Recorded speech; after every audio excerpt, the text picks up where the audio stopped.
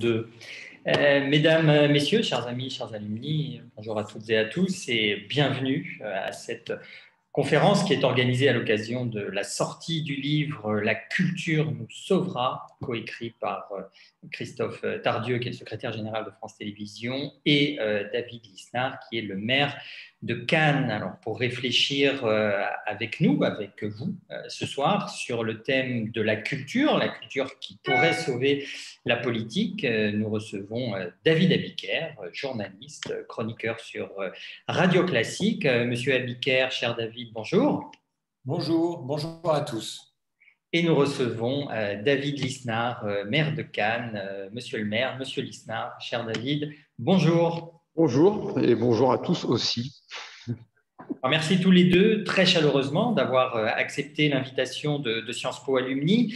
Cette conférence aujourd'hui, elle est modérée par Fanny Fournier, présidente du groupe Culture de Sciences Po Alumni, et par Didier Davissian, qui est le président de la section Marseille-Provence de Sciences Po Alumni. Merci très chaleureusement également à tous les deux, cher Didier d'être à l'initiative de cette rencontre et chère Fanny d'avoir accepté de la co-animer. Alors, cette rencontre, elle a une saveur toute particulière ce soir, évidemment, d'une part parce que les établissements culturels ouvrent à nouveau leurs portes, bien sûr, et ce, pour notre plus grand bonheur, mais d'autre part parce que cette rencontre, elle met en réseau différentes entités de Sciences Po Alumni, une section régionale dont le président est à Marseille, un groupe professionnel dont la présidente est à Bordeaux, des intervenants qui sont à Paris, à Cannes. C'est une illustration de la diversité que nous appelons de nos voeux à Sciences Po Alumni, du maillage territorial que nous souhaitons mettre également en avant. Alors, à un an de la présidentielle, la culture sauvera-t-elle la politique? C'est le titre de cette conférence. Et pour y répondre, mesdames et messieurs, et présenter tout de suite nos deux invités, je laisse immédiatement la parole à Fanny Fournier et à Didier Davissian qui vont modérer ce débat. Merci Bernard. Je crois qu'il me revient de présenter David Abiker en premier lieu. Alors, David Abiker, vous êtes diplômé de Sciences Po, promo 91 et section Ecofi. Info ou intox, vous nous le direz, vous auriez fait vos premières armes de journaliste sur les bancs de Sciences Po en participant à l'hebdomadaire l'hebdomadaire étudiant L'Indépendant de la rue Saint-Guillaume. Je réponds maintenant ou j'attends? Pardon?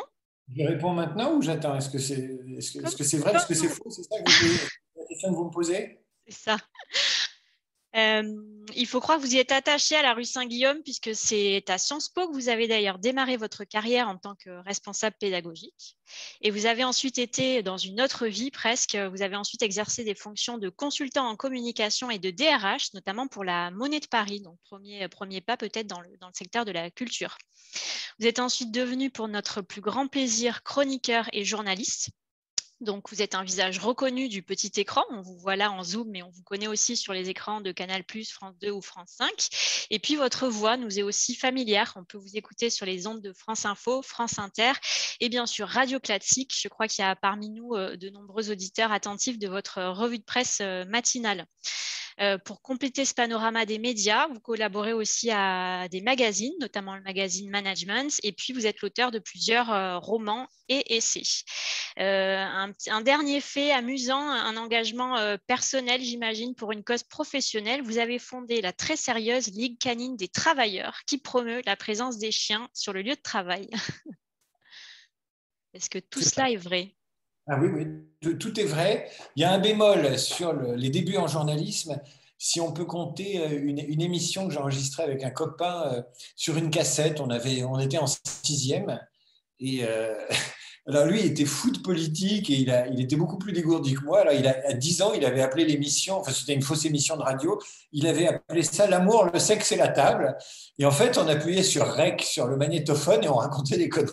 Je crois que c'est mes vrais débuts à la radio. Mais vous avez raison, j'ai collaboré au journal de Sciences Po. Je vais faire la transition sur le webinaire, qui est assez exceptionnel, on l'a dit, puisqu'il est consacré à la culture avec donc deux personnages, deux personnes, deux promoteurs de la culture. Donc l'un, journaliste, Fanny, donc tu as présenté David Abiker. L'autre, politique, donc David Lisnard.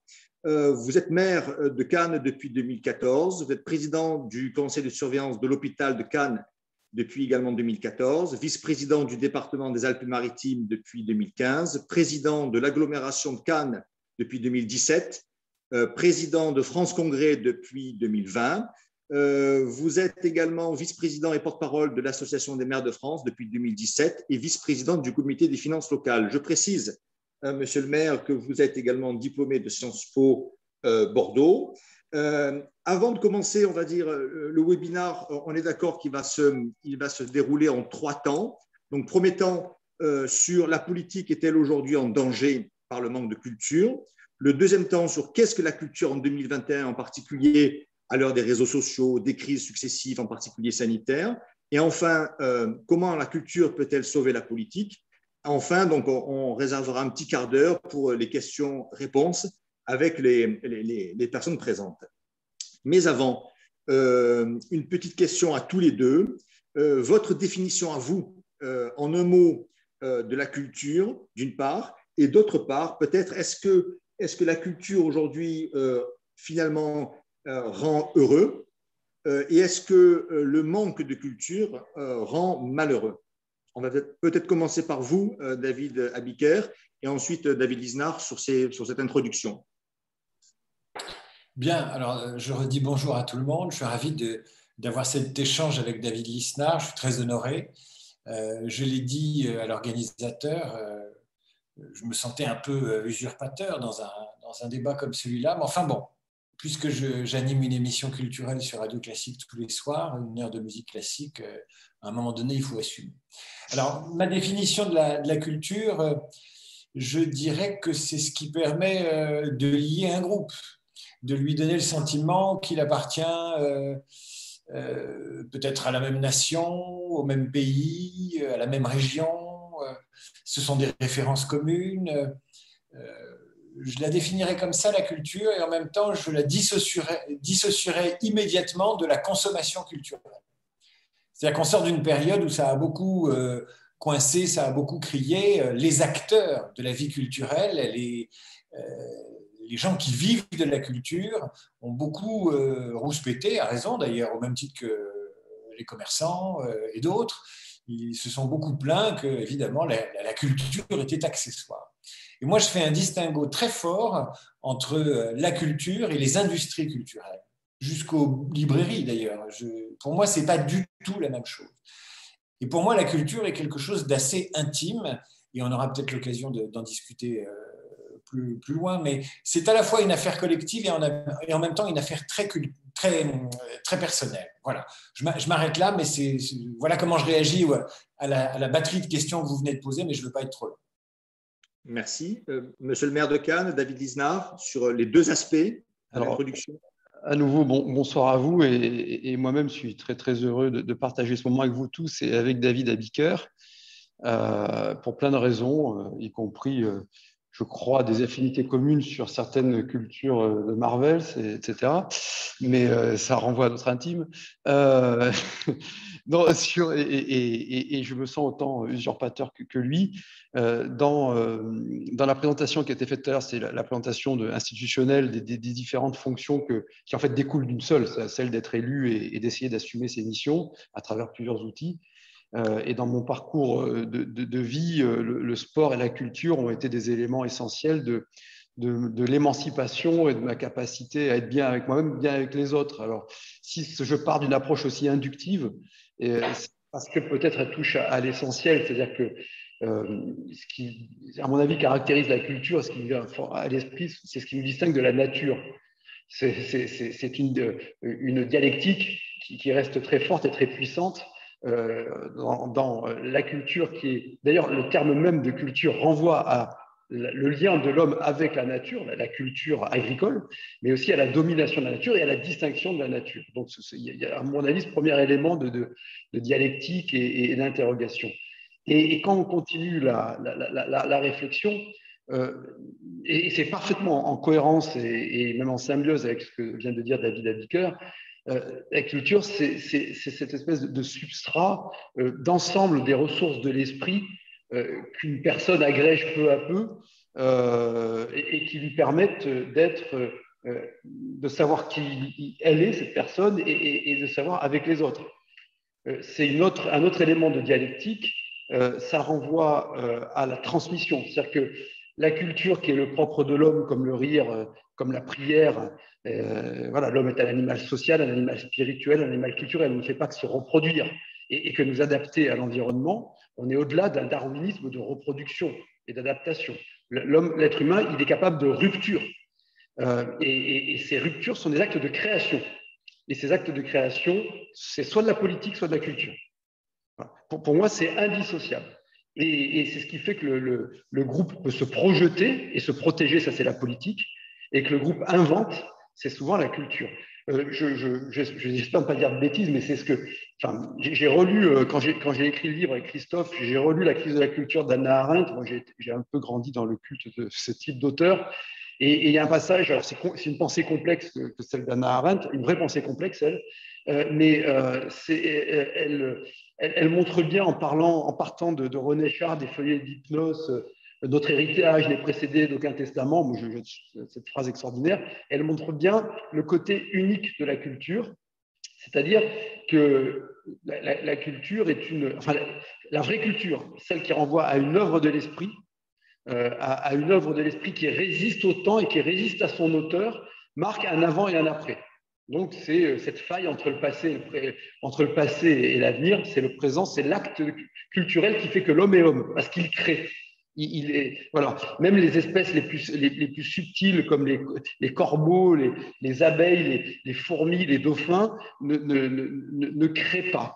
Voilà, n'en déplaise aux antispécistes, parce que j'ai eu un débat une fois avec un antispéciste là-dessus, donc je vous prie de me pardonner, puisque je lis tellement d'abominations sur la culture de Sciences Po aujourd'hui que j'espère ne pas trop heurter, mais si je heurte un peu, ça ne me dérangera pas outre mesure. En plus, je suis à distance, je ne peux pas me faire frapper ou huer, donc c'est formidable. Donc, il y a cette deuxième dichotomie qui renvoie à la transmission. Et c'est ce qu'a dit très justement, très profondément David tout à l'heure à Bicker, c'est l'intime et c'est le collectif, et ça nous renvoie à l'autre. C'est-à-dire que la culture, quelqu'un nous la transmet tout le temps. Même l'autodidacte, on lui a transmis la langue et le langage. Donc, elle nous rend nous-mêmes, parce qu'elle nous distingue des autres. Il n'y a pas deux êtres humains qui ont le même degré de connaissance. Et donc, elle nous renvoie, je vais essayer de ne pas être trop bavard, mais c'est tellement général comme question, mais tellement pertinent, et ça fait tellement du bien de parler de ça quand on fait de la politique, mais pour ça, j'ai fait beaucoup d'ailleurs, mais elle nous renvoie aussi, donc elle nous permet de nous épanouir nous-mêmes et d'être en lien avec les autres, par le partage du langage, donc de façon horizontale, par le partage d'une émotion artistique lorsqu'on prend la culture comme celle de l'accès aux grandes œuvres de l'esprit, comme disait Malraux. Donc ça, c'est l'émotion, c'est magnifique. C'est ce qui fait que regarder un film au cinéma, c'est pas la même façon que de regarder sur son smartphone tout seul ou à la télé. Mais c'est aussi la transmission. Et donc, ça nous permet d'être nous-mêmes et ça nous oblige à être avec les autres. À la fois dans le temps et dans l'espace. Voilà, il y a plein de choses qui viendraient à l'esprit, mais voilà comment je définirais rapidement la culture et par rapport en créant, je le répète, des éléments un peu de dialectique, collectif, intime, individu, nature et émancipation humaine. Voilà, enfin, j'arrête là. Merci. Si vous êtes d'accord, on passe à la première thématique. La politique est-elle aujourd'hui en danger par manque de culture? Une première question sur ce sujet. Le débat qui est à la base un débat de confrontation d'arguments a-t-il laissé la place à une violence des idées? Le délitement du pays que certains pointent du doigt est-il dû à un manque de culture? Peut-être David Abiker et David Lisnard?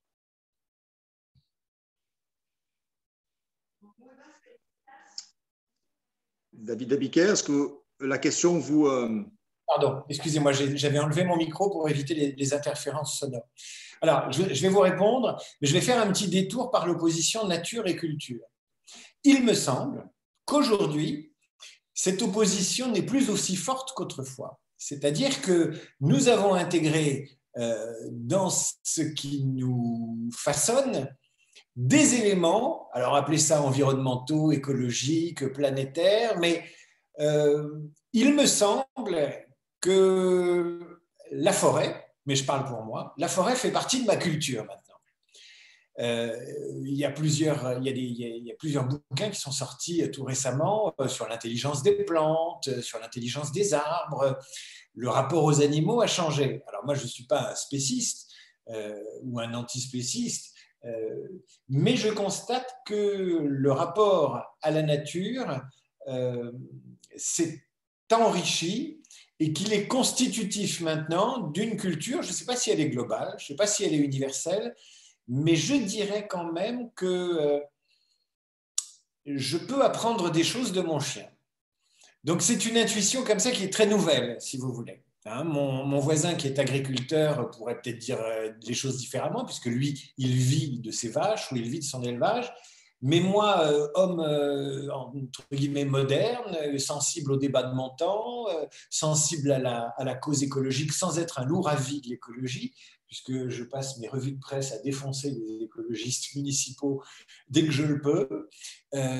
Mais l'opposition entre nature et culture me paraît aujourd'hui, la frontière est ténue.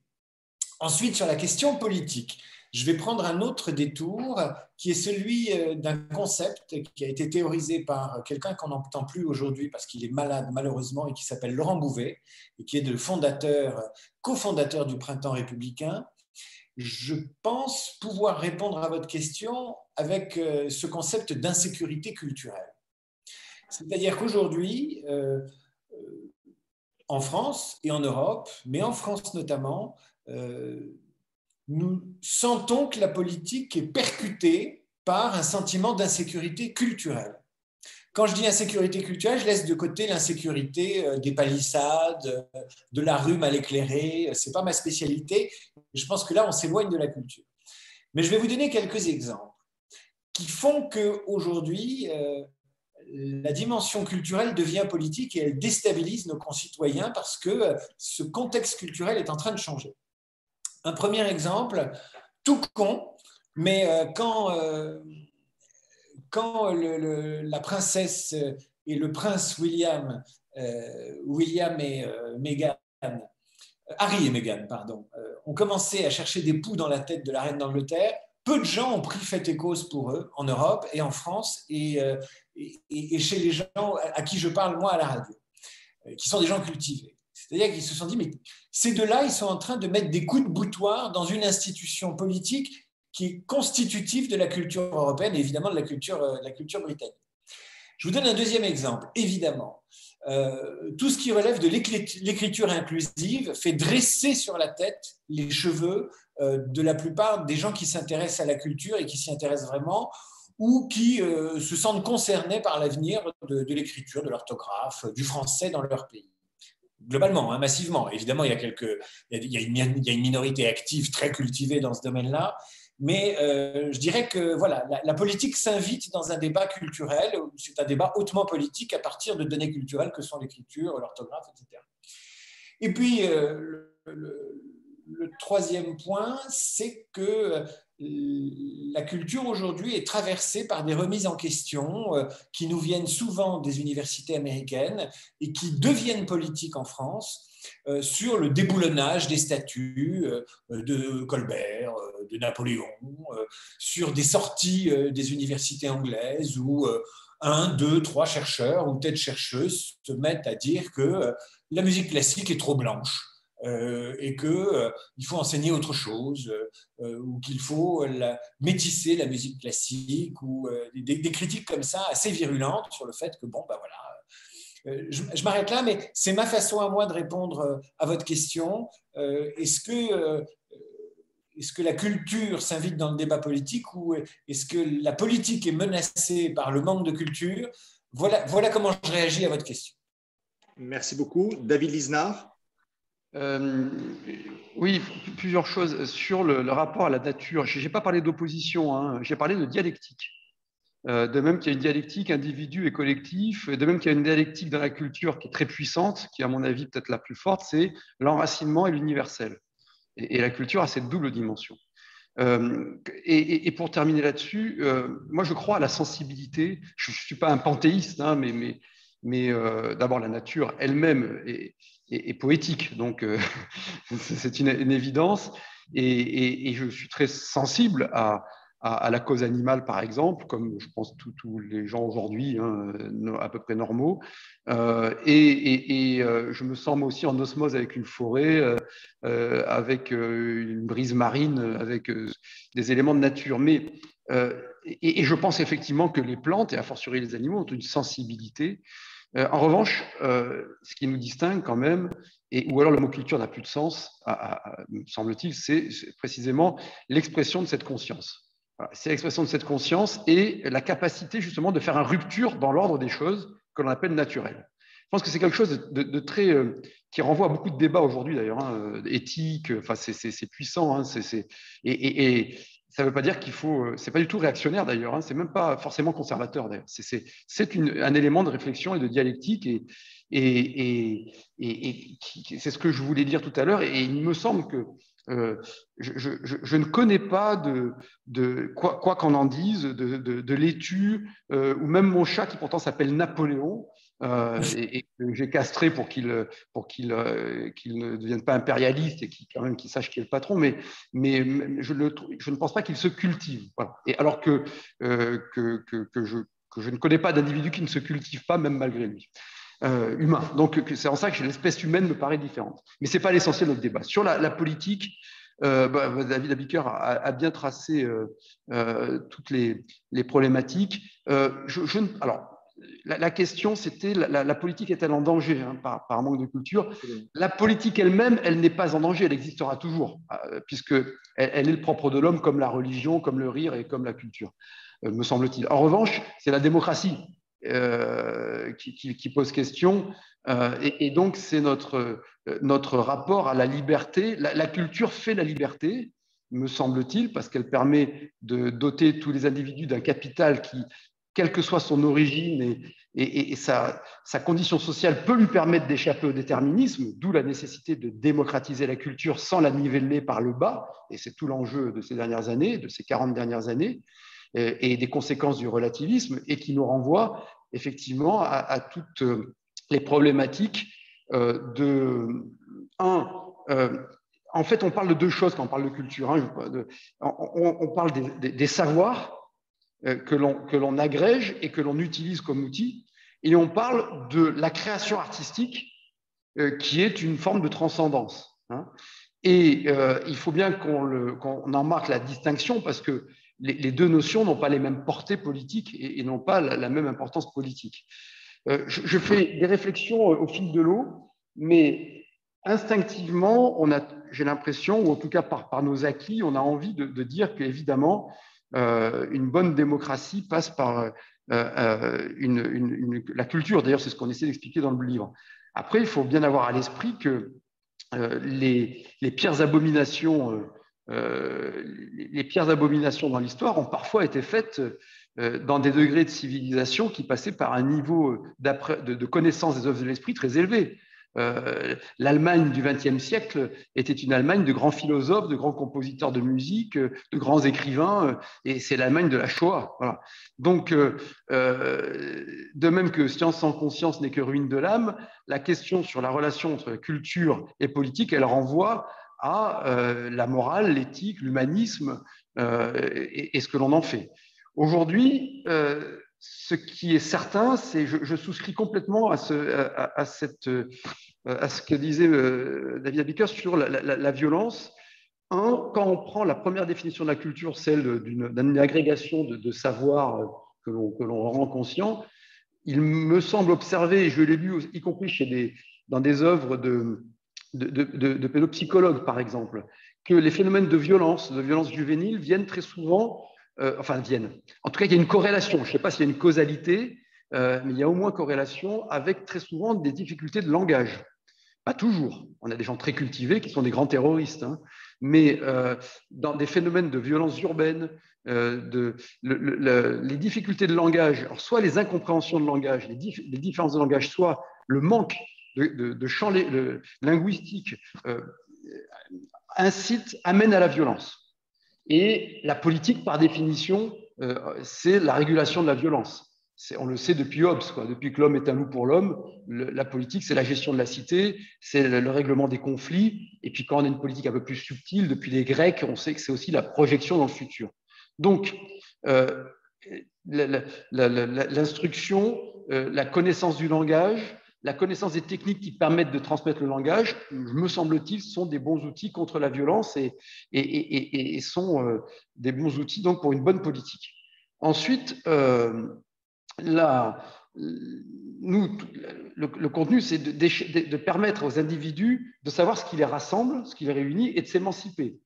Et là, moi, c'est un acte de foi, mais c'est un acte de constat aussi. C'est-à-dire que l'instruction, l'éducation artistique et culturelle est un élément qui, véritablement, lorsque c'est bien fait, et c'est rarement bien fait, mais lorsque c'est bien fait, à partir d'éléments d'apprentissage des grandes œuvres de l'esprit, d'expression artistique aussi, et de rencontres avec des artistes, permet qui fait la symbiose entre l'instruction classique et les fondamentaux, et aussi ce que les anglo-saxons appellent les soft skills, les compétences douces, permet aux individus de s'émanciper, de briser des plafonds de verre, mais aussi de se sentir dépositaire d'un héritage, ce que j'évoquais tout à l'heure, et donc de se sentir bien dans le groupe. Et c'est en cela que et de se sentir donc bien avec les autres. C'est en cela que la woke culture, la cancel culture, et plus largement le déconstructionnisme, à mon sens, font énormément de dégâts et amènent beaucoup de violence parce que empêchent les individus d'échapper à un élément identitaire assez unique, l'origine ou le sexe ou la couleur de peau, et nous empêchent d'être des transmetteurs d'un bien commun qui est la culture. Voilà, c'est des éléments. Très vite, parce que je pense que c'est juste une incise. Moi, ça fait plusieurs années que je dis, si on écoute ce qu'on appelle le wokisme, on finira par vider le Louvre. J'en avais d'ailleurs fait une chronique dans Le Parisien il y a un mois. Si on fait tomber des pans entiers des édifices culturels sous prétexte qu'ils agressent des communautés, des religions, des sexes, des conditions, très rapidement, le David de Michel-Ange, ou je ne sais plus si c'est Michel-Ange ou Léonard de Vinci, bon, peu importe. Le David de Michel-Ange, mais qui est aux Offices, qui est à Florence. Qui est à Florence, mais il y en a un à Marseille sur le Prado. C'est celui que j'ai connu en premier, moi. Bon, le David, avec sa fronde, sera sorti des musées et on l'enlèvera parce qu'il est une insulte aux gens qui sont un peu enveloppés ou qui sont moches. Et puis, on décrochera le verrou de Fragonard parce qu'il illustre un viol, etc., etc., etc. Je referme la parenthèse, pardon de t'avoir interrompu, mais si on est sur cette pente-là, qui est une pente américaine, qui nous vient des universités américaines, où on sait que le niveau du rapport à la culture, en tout cas tel que nous on la conçoit en Occident, est assez faiblard, parce que les Américains sont éduqués avec beaucoup de bonnes raisons, dans une logique t'es le meilleur et confiance en toi, la victoire est en toi, tout ce qui sort de toi est positif, sans une véritable grande ambition sur ce qu'ils doivent savoir et ce qu'ils doivent acquérir, alors que nous, en Occident, on est quand même plutôt branchés sur l'acquisition de choses patrimoniales et des connaissances culturelles profondes, antérieures, anciennes. Il est clair que si on prend directement ce qui se passe dans les universités américaines aujourd'hui, ce courant qui est en train de nous envahir, eh bien, nous viderons le Louvre. C'est une conviction. Je pense que nous viderons le Louvre, où on mettra des avertissements à côté de certaines œuvres, comme on commence à mettre des avertissements aujourd'hui sur le site de Disney pour expliquer que voilà, Blanche-Neige n'est pas à mettre entre toutes les mains. Pardon de t'avoir interrompu. David, c'est très bien. Et bon, je pense que ça rend vivant le débat si nos hôtes nous y autorisent. Mais en plus, tu as exprimé de façon bien plus efficace ce que j'essayais péniblement d'annoncer. Donc, oui, ça va vider le Louvre et tout le monde comprend. Et je citerai du Habiker. Deux choses là encore, en rebondissant sur cette incise pertinente. Ce n'est pas qu'américain. C'est-à-dire que dans notre livre avec Christophe, on cite Asphyxiante culture de Dubuffet. Alors moi, je suis un grand admirateur de Dubuffet parce que j'ai eu un coup de foudre sur un grand format de Dubuffet quand j'étais gamin. C'est ce qui m'a fait comprendre que l'art contemporain, il y avait des choses formidables aussi, et m'a rendu un peu moins bête. Mais Dubuffet a écrit un livre qui s'appelle Asphyxiante culture en 68. Je suis tombé dessus un peu par hasard chez Actes Sud. C'est très bien écrit parce qu'il avait eu la chance de recevoir une très bonne éducation bourgeoise, donc avec une précision sémantique pointue, mais il déboulonne les statuts et il dit clairement que lui, il faut fermer les musées, quoi. Et c'est vraiment le déconstructionnisme dans toute sa splendeur. Il parle de nécessité de créer des instituts de déculturation. Et donc, ce n'est pas qu'américain, c'est très opérationnel avec les Américains, et puis c'est très visible. En plus, il y a beaucoup de violence dans les universités, et pas que aux États-Unis, malheureusement, mais c'est un phénomène qui part de vraies réalités, c'est-à-dire que le racisme existe, que la discrimination existe et qu'il faut lutter contre, mais qui invente des esprits de système. Et j'en arrive au deuxième point. Ce qui me frappe quand même, moi qui suis maintenant je suis foutu, quoi. Je suis un mâle blanc de plus de 50 ans, mais ça me permet d'avoir un peu d'expérience de la vie. Et de voir, je suis très présent sur Twitter. De droite en plus. De droite, c'est mal. Oui, mal. Et je suis très présent sur Twitter depuis des années et des années. On pouvait avoir beaucoup de second degré il y a quelques temps, on peut de moins en moins en avoir. J'en fais les frais régulièrement parce que c'est plus fort que moi, je ne peux pas m'empêcher de sortir un mot, un truc foireux, un jeu de mots, un truc bon. Et sur Facebook, je dis la cause est perdue depuis longtemps, les autres c'est un peu différent. Et donc Twitter, qui est le plus politique des réseaux sociaux, ce qui me frappe, c'est que c'est formidable, parce qu'on a une liberté d'expression, tant qu'on ne la coupe pas, on peut faire entendre sa pensée, on rencontre des gens différents, donc il y a des bons côtés. Ça a permis aussi d'affirmer des voix démocratiques. Mais il y a des biais, ça amplifie les biais cognitifs, et même des gens cultivés réduisent le langage, font une espèce de néogramchisme de combat des idées, où on y va au marteau-piqueur, et on construit des systèmes de pensée qui en fait oublient l'étape préalable qui est la raison critique. L'exercice de la raison critique est fondamental pour une bonne politique dans notre héritage de démocratie libérale. Et la raison critique, c'est une invention merveilleuse parce qu'elle permet d'affirmer des points de vue tout en acceptant le point de vue de l'autre, c'est-à-dire en apprenant à relativiser sans tomber dans le relativisme, qui est le mal de l'époque. Le relativiser, c'est être un peu moins bête et comprendre que l'autre a un point de vue légitime, argumenter et ne pas tuer l'émetteur de l'argument. Et ça, cette raison critique, elle est en train de s'effondrer par les chaînes d'infos continues, par des gens parfois très cultivés, qui ont des systèmes de pensée et qui enferment à résidence l'individu. Et c'est tout le wokisme, c'est toute la déconstruction, c'est tout le racialisme. Ce mot est abominable d'ailleurs. Moi, quand j'étais gamin, j'aurais jamais pensé qu'on parlerait à nouveau de race, qu'on utiliserait même ce terme. Ça me paraît, c'était hors de notre champ. Bon. Et ces gens qui, sous couvert de lutte contre le racisme, sont des grands racistes. Et empêchent des individus de s'exprimer parce qu'ils sont occidentaux, ou parce qu'ils sont blancs, ou parce qu'ils sont métis même, parce qu'à chaque fois, on n'est jamais assez pur. Hein, ce sont des fascistes, donc les fascistes, ils veulent une pureté absolue. Et c'est très grave, et je pourrais citer des multitudes d'exemples, et avec, là aussi, encore une dialectique identitariste qui se nourrit l'une l'autre, une d'extrême droite, une d'extrême gauche, et qui font qu'il n'y a pas de nuance. Et moi, je me sens pas mou dans mes convictions, mais je n'ai pas envie d'être dénigré parce que je suis. En revanche, j'aime bien être contredit dans ce que je dis. Et c'est vraiment quelque chose d'important. Et je pense que la culture, la connaissance des grandes œuvres, des beaux films au cinéma, la connaissance d'une grande œuvre architecturale, de ces œuvres qui résistent au temps, qui se transmettent, nous permet de relativiser nos points de vue sans tomber dans le relativisme. Je trouve ça assez prodigieux. C'est-à-dire de se rendre compte que peut-être que ce que l'on dit mérite d'être nuancé et doit accepter la controverse, et de voir que des individus ont créé des choses finalement qui méritent d'être transmises sans faire d'anachronisme moralisateur.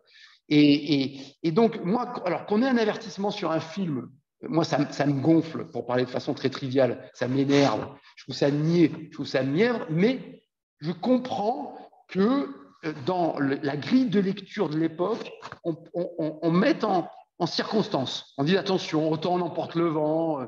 Bon, il faut faire attention à celui qui écrit parce qu'il n'est pas neutre. Mais en revanche, quand on commence à censurer, à dénigrer, à insulter, à calomnier, à empêcher de s'exprimer, ça, c'est pas acceptable. Et je le répète, le relativisme, il est né il y a longtemps, mais il a eu des points d'accélérateur. L'absurdité de 14-18. Moi qui aime beaucoup tous les auteurs, enfin, vous lisez du Céline, Mort à crédit ou Voyage au bout de la nuit. Enfin, j'ai cité Céline, mais je vais me faire pendre. Mais c'est du relativisme. Bon, le carré blanc sur fond blanc de Malevich, c'est une rupture absolue, mais c'est une forme de relativisme. Donc, le relativisme, il se comprend, il s'explique, parce qu'il y a eu 14-18, il y a eu la Shoah, et ensuite, il y a eu une philosophie néo-marxiste autour du relativisme qui fait que le relativisme est devenu un nihilisme. Si on considère, et je termine là-dessus, rassurez-vous, que tout se vaut, rien ne vaut. Or, la culture, c'est ce qui vaut. Tout n'est pas culture. L'être humain a besoin de divertissement. C'est ontologique, c'est consubstantiel, donc il ne s'agit pas de dénigrer le divertissement, mais le divertissement et la culture ne sont pas la même chose. La culture, ce sont des grandes œuvres de l'esprit qui résistent au temps et à leurs auteurs. Et donc, c'est en ça que la culture est un antidote au nihilisme et au relativisme, parce que la culture, c'est l'autorité d'une œuvre. C'est le rétablissement de l'autorité comme source d'élévation et pas comme source d'écrasement. Et c'est en ça que la culture, eh bien, est le meilleur antidote au nihilisme qui est lui-même le meilleur ennemi de la vraie belle politique, c'est-à-dire de la gestion harmonieuse du groupe au présent et en se projetant vers l'avenir. Merci, monsieur. Fanny, à toi. Je voulais rebondir très rapidement sur le fait que la politique soit menacée par l'absence de culture. Alors, bon, il y a de temps en temps des commentaires sur les générations politiques et sur le fait que le langage est moins maîtrisé, sur le fait qu'on a eu d'abord des normaliens, Léon Blum, des gens qui étaient ultra littéraires, qui parlaient grec et latin couramment, des gens qui savaient écrire, et petit à petit, aujourd'hui, ils savent tweeter. Et donc, on pourrait dire, voilà, le niveau des politiques baisse et la culture de nos politiques baisse, mais ce n'est pas mon propos. En revanche, la question du langage en politique, elle est intéressante parce que la politique elle-même est rattrapée par le rythme des réseaux sociaux, l'accélération, la bataille de l'attention. Et donc, si vous voulez, aujourd'hui, dans l'espace culturel et dans le patrimoine culturel, il y a de grands discours politiques. Et même Joe Starr, l'année dernière, en a prononcé à l'Assemblée nationale, ce qui veut dire que de grandes figures du rap et de la prise de parole, et Joe Starr avec NTM me paraît entrer dans un patrimoine, ce qui n'était pas gagné il y a 20 ans, et aujourd'hui rejoint un patrimoine culturel, et je pense qu'il n'y a pas un critique musical pour contester ça. Joe Starr s'approprie les discours des politiques tels qu'ils ont pu être prononcés à l'Assemblée nationale par Clémenceau et quelques autres. Et ce qui menace, je pense, la politique, c'est l'accélération. C'est un problème, une réaction ministérielle, une loi. Un problème, une réaction ministérielle, une loi. Un policier est tué, paf, tout de suite, il faut légiférer, etc., etc., etc. Alors, cette accélération de la parole politique au détriment d'une parole plutôt rare, plutôt construite, plutôt argumentée. Alors, je ne parle pas de David qui fait comment dire, qui nous donne du temps de parole et du quality time, comme on dit, évidemment, ce serait lui faire un mauvais procès, mais on observe quand même une classe politique, mais comme les enfants, comme nos enfants, comme nous, dont le rythme de prise de parole s'est accéléré et la quantité la quantité prime sur la qualité aujourd'hui. Et c'est un peu dommage parce que nous sommes dans un pays qui s'enorgueillit d'avoir dans ses cartons, dans les archives de l'Assemblée nationale, de très grands discours politiques, des discours fondateurs et une langue politique qui était respecté et qui faisait référence. Aujourd'hui, je ne suis plus certain que ce soit le cas. Ah, c'est très vrai. Désolé, on va vous mettre à la bourre, mais je rebondis encore un peu. C'est très juste et c'est même plus que l'accélération, c'est-à-dire c'est le rapport au temps. Il est devenu incontournable aujourd'hui que l'on doit, lorsqu'on est un praticien politique, que on subit le remplissage des chaînes info et des réseaux. Ça, c'est certain et je crois que c'est incontournable. En revanche, on peut le faire de différentes façons. On peut aussi, à un moment donné, arrêter le temps. On n'est pas obligé de surenchérir par l'émotion et l'indignation. Et c'est, à mon sens, une des principales causes de la crise de la démocratie, de la crise interne de notre démocratie. C'est cette différentiel entre j'utilise souvent cette formule parce qu'elle sonne, la grandiloquence des mots et l'impuissance des actes, accentuée par la surréaction immédiate à n'importe quel fait. Et là, il y a un problème essentiel. On surlégifère, on est sur la surémotion, puis l'indignation, puis on légifère, mais on n'évalue jamais, on ne pose pas le temps. Et c'est même insupportable. Ça renvoie à une question encore plus profonde, qui est celle de la capacité. Donc, il faut maîtriser ces temps courts, parce qu'ils sont incontournables. Il faut arriver à mieux les maîtriser. Mais aussi de la capacité de retrouver du temps long. Si on n'est plus en mesure de travailler sur le temps long, on régresse. Et moi, je crois que notre démocratie régresse. Et Pierre Manant je me souviens d'un livre de Pierre Manant qui parlait un peu de l'invention de la politique au sens moderne chez les Grecs antiques. Je retrouve, mais c'était un très beau livre, et qui disait que finalement, la politique, c'était cette capacité de se projeter dans l'avenir. Et donc, de savoir poser le temps. De savoir comprendre que tout ne peut pas se réduire, ne peut pas se régler dans le moment. Et on a une crise du civisme aujourd'hui très puissante qui vient de cette hyperconsommation immédiate et on consomme de la chose publique. Et il faudrait que l'homme politique fasse comme la livraison de pizza, c'est-à-dire quand on en a envie, on se fait livrer la pizza, ben on se fait livrer la réponse politique. Et on est dans une infantilisation extrêmement dangereuse et grave. Mais c'est la même chose en économie. Il y a une notion extraordinaire en économie qui est la notion d'investissement. C'est de mémoire là aussi, c'est vieux, mais c'est consentir un coût immédiat en vue d'une satisfaction future supérieure au coût immédiat. Donc c'est la prise de risque et c'est la capacité de gérer le temps. Quand on n'accepte plus d'investir, qu'on trélavage tous les jours, on en arrive à des effets de bulle et à un écroulement de pans entiers de l'économie. Donc tout ça est lié. David Abiker a eu raison de mettre en exergue, sans le flatter, cette notion de temps. La temporalité est fondamentale et essentielle et elle est consubstantielle de la politique et notamment la capacité de poser des temps longs qui passent aussi par un langage et par une délibération commune et sortir de cette spirale infernale de l'apnée dans laquelle on s'est foutu, on s'est mis avec ces réseaux sociaux et puis cette drogue médiatique. Moi, j'ai fait une séquence médiatique là, pendant 3 mois un peu plus poussée qu'avant. J'ai voulu, en plus, je voulais annoncer mon livre et puis je me suis engouffré. À un moment donné, il faut dire stop parce qu'on devient commentateur et si on veut exister, on doit surenchérir, on devient manichéen. Et ce manichéisme, il rend bête, quoi. Enfin, je ne sais pas comment vous le dire. Voilà. Et je vous permets de faire une transition parce qu'il est 45 et qu'on est à la bourre et que Fanny Fournier se dit mais les deux là, ils ne nous lâchent plus, ils parlent. Non, mais merci à tous les deux parce que dans vos derniers éléments de réponse, vous avez effectivement fourni la transition parfaite pour la deuxième partie du débat où on voudrait évoquer avec vous qu'est-ce que la culture en 2021 parce que en 2021, alors on l'a dit, si la politique est en danger, la culture, elle est en plein questionnement. On l'a un petit peu touché du doigt, on l'a un peu tous dit. Déjà, qu'est-ce que la culture? Qu'est-ce qui est culture et qu'est-ce qui ne l'est pas? David Abiker, vous disiez que pour vous, les industries culturelles ne sont pas culture et pourtant, quand on regarde le champ statistique européen, les industries culturelles comme les médias font partie de la culture. Est-ce que la culture savante est plus importante que la culture populaire et inversement aujourd'hui on pourrait même dire est-ce que la culture d'hier est moins importante que la culture d'aujourd'hui et surtout est-ce que la culture est essentielle, on l'a dit aussi et j'en parle parce que je crois que parmi nos spectateurs, si je peux les appeler comme ça, on a beaucoup de professionnels de la culture la culture a quand même été la grande perdante de la crise sanitaire. On s'est tous beaucoup remis en question, alors que dans le même temps, l'offre culturelle n'a jamais été aussi importante. De notre canapé, on a tous pu aller voir les collections numérisées du Louvre ou aller regarder un spectacle de la Comédie Française ou découvrir les trésors de la Cinémathèque. Donc, on est vraiment en plein questionnement.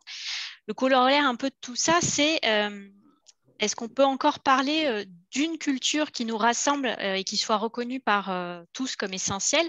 Monsieur le maire de Cannes, David Lisnard, j'ai lu votre ouvrage et il y a une proposition qui m'a interpellée, c'est votre proposition de dresser une liste des 10 œuvres qui valent le coup, entre guillemets, ou en tout cas qui doivent faire référence pour tout le monde.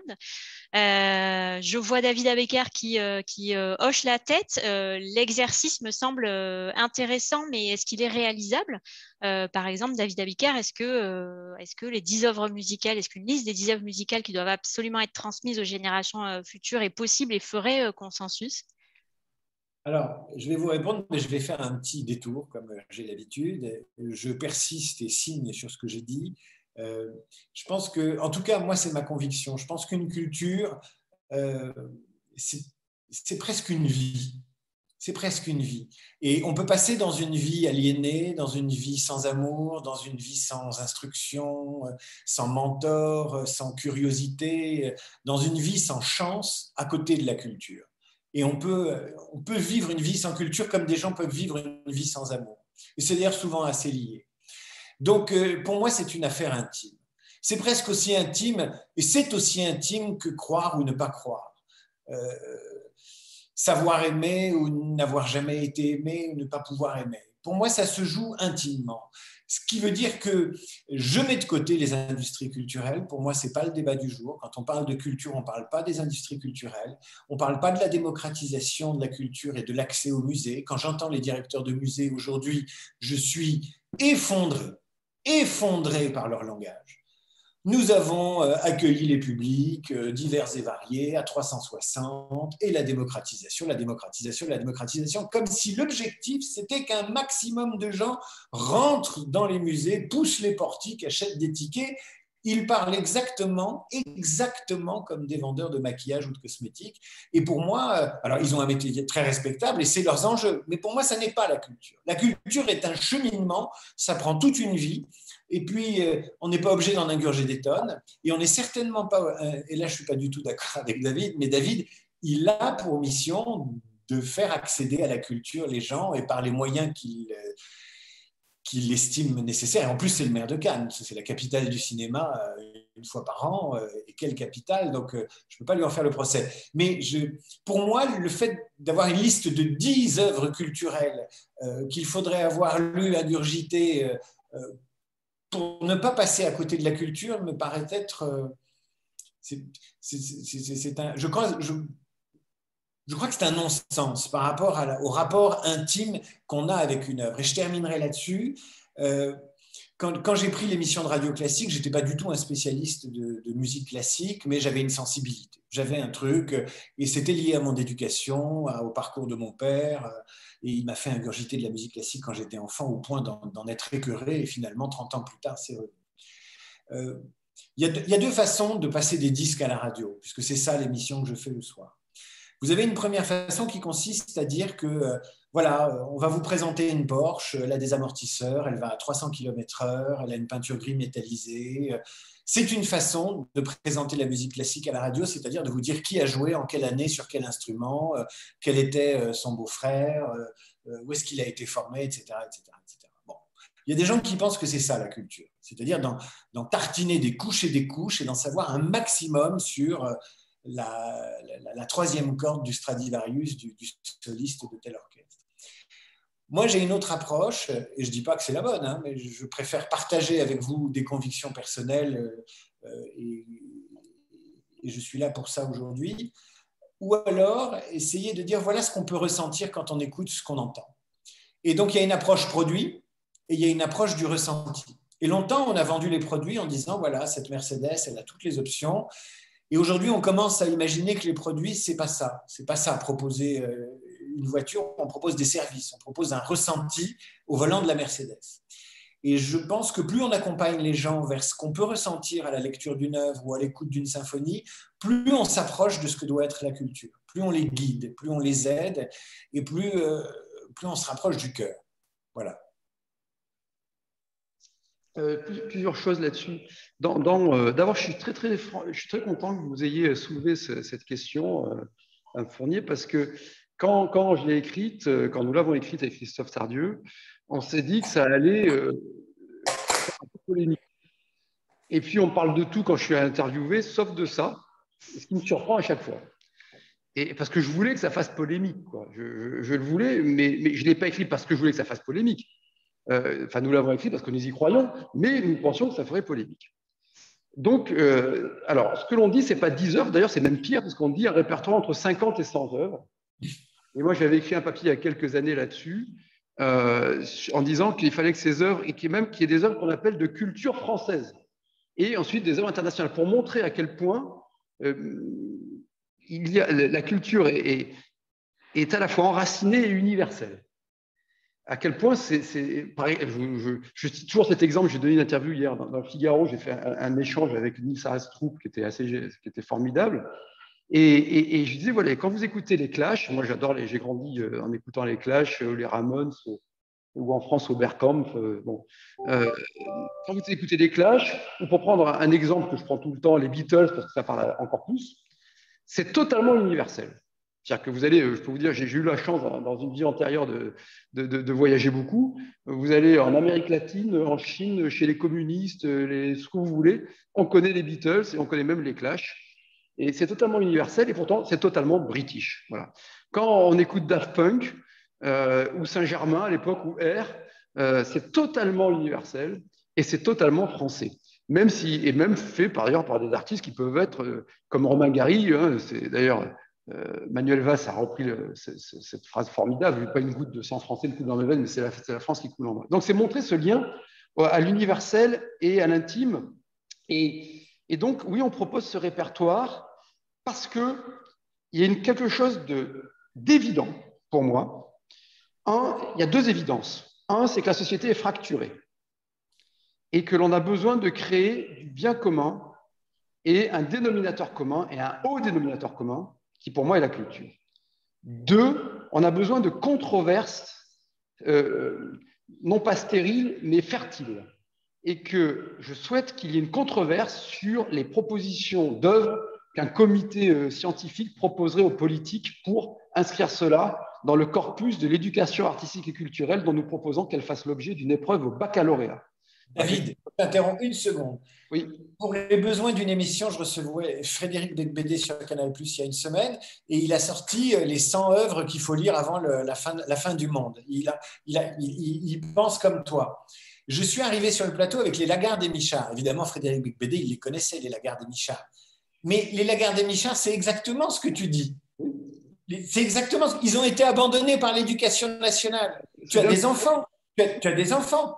Oui, 4. Tu vas faire les devoirs. Tu vois comment ils rentrent de l'école. Ils ne suivent plus le tracé d'un livre. Ils ne suivent plus de chronologie. Et voilà. Dans les livres, il n'y a plus de texte. Il n'y a que des images. C'est comme Martine. Ils ont simplifié le vocabulaire. David, tu donnes de l'eau à mon moulin? Excuse-moi, c'est comme si je t'engueulais. Mais au contraire, je suis d'accord avec toi. C'est parce que… Et je vais vraiment prendre le temps d'expliquer ça. Je vais revenir sur la liste. Donc, la société est fracturée. Et il faut montrer, c'est un esprit très républicain pour le coup, que, je le répète, que l'on soit d'origine bretonne ou maghrébine ou provençale, ou qu'importe, que l'on soit riche ou pauvre, etc., on a des choses en commun et nous sommes nous-mêmes des transmetteurs. Et c'est ce qui est formidable dans la culture, c'est qu'il y a de la création et il y a de la transmission. Mais entre les deux, et c'est là que je voulais en venir, il y a de l'apprentissage. La culture ne se répand pas comme l'oxygène. Et ça, je l'ai appris tard. Moi, j'ai eu de la chance. Mon père était footballeur, ma mère était danseuse, autodidacte, tous les deux. Donc, je ne connaissais pas du tout les filières d'éducation. J'ai fait l'IEP Bordeaux parce que ma mère était née à Bordeaux et qu'il y avait politique dedans. Je voulais faire de la politique, je ne sais pas pourquoi. Bon, j'ai eu du bol et j'ai fait des rencontres. J'ai un pote un jour qui m'a amené, j'avais un voyage de scolaire quand j'étais au lycée Bristol à Cannes et on m'a amené au Guggenheim à Venise parce qu'un copain m'a dit il faut aller voir le Guggenheim, on s'était échappé du truc. Bon. Et j'ai eu une révélation. Bon, j'ai eu du bol. Ma mère lisait. Ma mère a arrêté l'école à 12 ans, elle était 9 gosses, mais elle lisait. Tu n'as pas eu du bol, tu as été aimé. J'ai été aimé. Pour avoir un copain et pour avoir des parents qui s'occupent et qui font attention quand même que tu aies des copains qui t'emmènent et machin et que tu aies des voisins, c'est ça être aimé. Et comme j'ai été aimé, j'ai été aimable, donc j'ai rencontré des gens. Et donc, ce que je veux dire, c'est que quand on a mis en place cette éducation artistique et culturelle massive à Cannes, donc tous les enfants, depuis la maternelle jusqu'au supérieur, c'est 18 000 gamins, donc pendant le temps scolaire, reçoivent une éducation artistique et culturelle qui n'est pas, et là je pense qu'il y a un a priori de David, ce n'est pas qu'une éducation verticale. Il faut de la verticalité et connaître la Porsche, elle roule comme ci, comme ça, comme tu le disais tout à l'heure. Mais il y a un tiers, c'est ça, c'est une connaissance verticale, on va dire, d'une œuvre. 2, c'est la rencontre avec des artistes, par définition vivants, parce que bon, c'est difficile de discuter avec un mort. Et 3, c'est le partage d'une émotion autour d'une œuvre. Ce que j'ai constaté au départ, c'est qu'il fallait absolument former les formateurs. D'ailleurs, on le dit dans le livre aussi, je prends cet exemple de 2001, l'Odyssée de l'espace, ou Citizen Kane. On vous dit, on va vous emmener à la Cinémathèque voir Citizen Kane, c'est génial, c'est un chef-d'œuvre. Si vous avez les prérequis en vous, vous allez trouver ça génial. Donc, vous aurez dans la classe de 25, 5 gamins qui vont trouver ça génial. Vous aurez 20 gamins ou 15 gamins qui n'auront rien à cirer. Ils essaieront de peloter la copine, etc. Et puis, vous aurez… Dans le meilleur des cas. Dans le meilleur des cas. Et ensuite, vous avez 5 autres gamins qui, eux, vont se dire « c'est pas pour moi, j'y comprends rien, c'est nul ». Et vous allez amplifier la fracture culturelle. C'est tout l'échec de la culture pour tous. Et c'est pour ça que je préfère la culture pour chacun. C'est-à-dire de penser que parce qu'on met une œuvre de Botero dans la rue, les gens vont s'esbaudir et ils vont avoir accès à la culture. On peut passer 2000 fois devant le Louvre et ne pas voir que c'est un chef-d'œuvre. Et donc, c'est en cela que, n'en déplaise à mon libéralisme libertaire anarchiste de droite, une politique publique est nécessaire. Et que et d'ailleurs, dans le préambule, c'est constitutionnel. Le préambule de la Constitution d'octobre 46, qui a valeur constitutionnelle, hélas, mais enfin c'est un autre débat, il garantit l'égal accès de l'enfant et de l'adulte, ce sont les termes, à l'instruction, à la formation professionnelle et à la culture. Et quand on arrive en revanche à avoir un corpus d'œuvres, à les appréhender avec de vraies techniques éducatives, avec la capacité de donner aux enfants de s'exprimer autour de l'œuvre. Je vous assure que tout d'un coup, on brise le déterminisme. Ça marche, ça fonctionne, mais c'est extrêmement exigeant. Et donc, comme il faut du bien commun, nous proposons avec Christophe Tardieu qu'on définisse un répertoire de grandes œuvres architecturales, musicales, picturales, cinématographiques, dont on doit avoir eu un apprentissage, si possible, dont on doit ressentir la vibration et la poésie, mais dont on doit avoir aussi une connaissance, une instruction comme à l'ancienne, et dont on doit, et qui nous permettent de comprendre pourquoi on est une nation. Pourquoi, pourquoi, quelle que soit notre origine, nos conditions, nos convictions, on a des choses en commun. On est les dépositaires. Ce qui fait problème aujourd'hui, c'est que, je le vois notamment avec des gamins de l'immigration, si on ne propose pas de belles choses, on ne crée aucun sentiment d'appartenance. On a tous besoin de transcendance, on a besoin de se dire, mais merde, putain, je suis… Voilà, Versailles, le Grand Trianon, ça aussi j'ai cité cet exemple hier parce qu'il m'est venu à l'esprit parce que j'ai revisité Versailles récemment. Et vous voyez le Grand Trianon, c'est un truc, je pense que c'est complètement inspiré de l'art italien. Et pourtant, c'est totalement français et grand siècle. Et c'est une espèce de magie, je ne sais pas pourquoi, bon, c'est vraiment grand siècle. Et là, je veux dire que chaque enfant, putain, je vais à l'école, et il y a eu un choix arbitraire. Je le transgresserai, cette œuvre, je ne l'aime pas, mais ça fait partie de mon patrimoine. Voilà, je ne suis pas un gosse de riche, je ne suis pas ici depuis 12 générations, mais c'est à moi. Et ça, à mon avis, c'est essentiel. C'est fondamental si on veut sauver la France. C'est pour ça qu'on a appelé ça la culture nous sauvera. Merci, messieurs. Si vous êtes d'accord, si vous avez le temps, est-ce qu'un petit quart d'heure, on peut se donner un petit quart d'heure pour qu'il y ait des questions et des réponses? On a un petit peu bouleversé l'ordre du jour, mais avec grand plaisir, puisque les échanges étaient de grande qualité.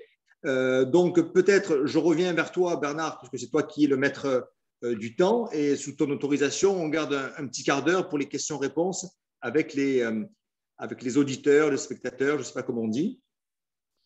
Si cela convient à nos invités, à David Lissner et à David Abiker, absolument aucun problème de notre côté. OK, pour jusqu'à 19h15, avec plaisir. Parfait.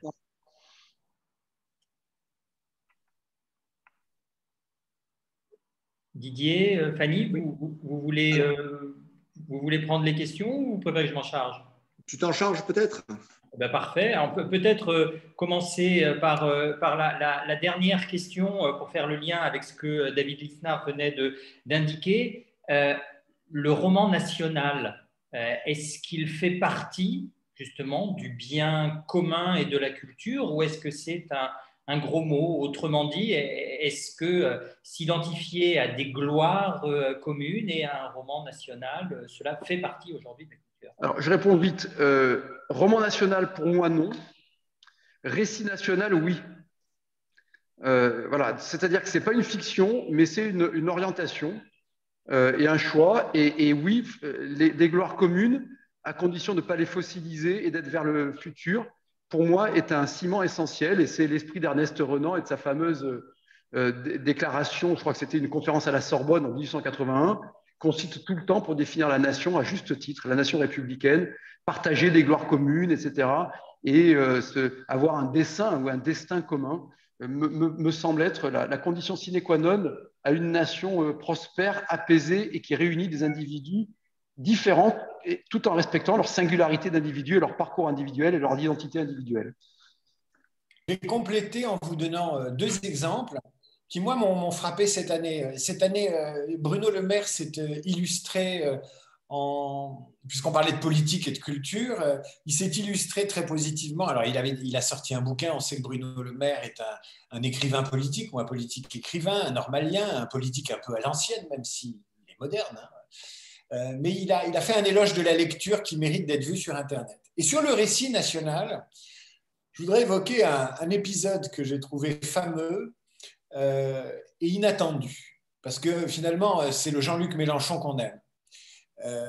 Quand Notre-Dame de Paris a brûlé, Mélenchon a fait une réaction que je vais partager avec vous, extraordinaire, qui mêle le récit national et qui mêle le récit universel. C'est-à-dire, il a expliqué ce que c'était que Notre-Dame de Paris. C'était le seul, je crois que c'est lui qui l'a fait le plus brillamment, et en utilisant toutes les racines de la culture occidentale, y compris les racines de l'islam. Et je pense qu'on se rapproche de la réponse à votre question quand Mélenchon est capable de dire pourquoi Notre-Dame de Paris est quelque chose d'important, lui l'anticlérical, lui le soi-disant ami des communautaristes, etc. Mélenchon, quand il veut, il est exactement dans la lignée de la République culturelle que nous aimons. Alors, je vais vous le mettre là, j'avais préparé tout à l'heure en écoutant David, ce souvenir m'est venu en fait. Je vous mets ce lien-là à tous qui nous écoutez. Vous irez regarder la réaction de Jean-Luc Mélenchon quand Notre-Dame de Paris a brûlé. C'est une réaction qui invoque le récit national, mais au-delà de ça, le récit européen et le récit oriental et occidental. Et à raison, hein, ça n'est pas du tout un arrosage à 360 de ce qu'il faut dire pour plaire à tout le monde quand survient une catastrophe comme ce qui est arrivé à Notre-Dame de Paris. Mais je trouve que c'est intéressant. C'est intéressant, vous verrez cette vidéo. Vraiment, je vous la recommande parce qu'elle dit beaucoup de choses. Je pense, pour être tout à fait honnête, qu'elle est totalement imprégnée de la bonne culture maçonnique, qui est une culture fondatrice des élites occidentales depuis, à mon avis, le XVIe siècle, le XVIIe siècle, et qu'elle est très bien digérée par Jean-Luc Mélenchon. Voilà, moi, sur le récit national, voilà ce que j'avais à vous dire. J'irai voir ça parce que moi qui suis un profane resté dans la caverne, pour une fois, je pourrais boire une parole de Jean-Luc Mélenchon. Mais le problème de Mélenchon, c'est qu'il fait du en même tentisme, mais il ne le sait pas en la matière. C'est vrai qu'il y a un grand écart chez Mélenchon. C'est sûr qu'il y a un grand écart. Mais je l'avais déjà constaté. Une question d'une de nos alumnas de Caroline qui rejoint un certain nombre d'autres questions qui sont posées sur le rôle de l'éducation, de l'éducation nationale. Caroline rappelle que la culture, c'est ce qui reste quand on a tout oublié, quand on a oublié tout ce que l'on avait appris. Est-ce que cela suppose, messieurs, davantage de moyens pour l'éducation nationale? Non, ça dispose, non, parce qu'on dépense de mémoire 75 milliards par an pour l'éducation nationale. On a des pays qui dépensent le plus. Ça suppose moins de relativisme. Ça suppose plus de liberté dans le choix des établissements. Ça suppose d'avoir des enseignants qui puissent être en statut privé, y compris dans les écoles maternelles primaires publiques, qu'il y ait le choix. Une compétition entre les établissements, une concurrence, une liberté de choix. C'est une approche totalement libérale et provocatrice que je vous livre. J'ai beaucoup travaillé ces questions, j'y crois profondément. Ça suppose ensuite d'avoir un État qui veille aux fondamentaux. L'éducation artistique et culturelle, elle est obligatoire en France, elle n'est pas appliquée, sauf quand des mairies le payent et on est de façon proactive. Donc, une fois de plus, il y a une différence entre… Vous lisez la loi, un observateur arrive de Mars ou plus tard dans le futur, je ne sais pas, dans 10 000 ans, on tombe sur la loi en France, on pense que tous nos gamins reçoivent une éducation artistique et culturelle prodigieuse. La loi, elle est extraordinaire. Et quand vous voyez dans la réalité, l'éducation artistique et culturelle dépend vraiment de la volonté, mais farouche, de quelques maires et de quelques recteurs qui arrivent à trouver des proviseurs, des directeurs d'école. Donc, il y a une hypocrisie totale en la matière.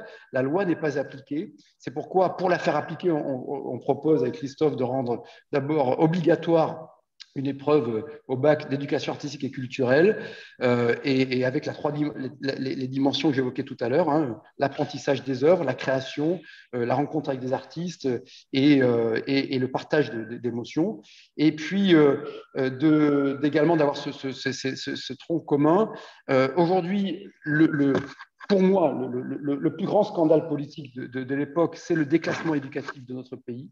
Malgré la bonne volonté des enseignants, moi j'en ai plein dans mon entourage hein, qui aiment leur métier, qui sont formidables, mais je leur dis sans arrêt d'arrêter de défendre ce qui les rend malheureux, quoi. Ils sont mal payés, il y a une perte de sens, enfin, et l'État, au lieu de donner des fondamentaux très forts et puis de laisser la liberté un peu organiser tout cela, on fait tout le contraire, et ça c'est un travers classique et habituel, en tout cas en France.